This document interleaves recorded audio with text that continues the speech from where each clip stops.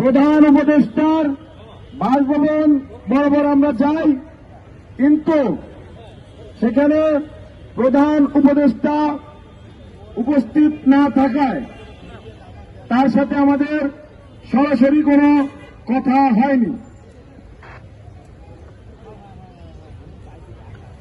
প্রধান উপদেষ্টার পক্ষ থেকে যিনি এসেছিলেন তার কাছ থেকে আশানুরূপ কোন আশ্বাস আমরা পাইনি। উনি বলেছেন উনি অবশ্যই আমাদের বার্তা প্রধান উপদেষ্টাকে পৌঁছে দেবেন, আর যেন শুনানি পেছানো না হয়, কারণ এর মধ্যে অনেকবার শুনানি পেছানো হয়েছে 5 আগস্ট পরবর্তী সময়ে। অবস্থান নিয়েছেন জনদুর্ভোগ বিবেচনা করে আমি আপনাদের অনুরোধ করব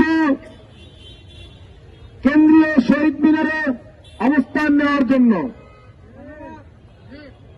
কিন্তু কালকে আপনারা জানেন কোর্টে শুনানি আছে।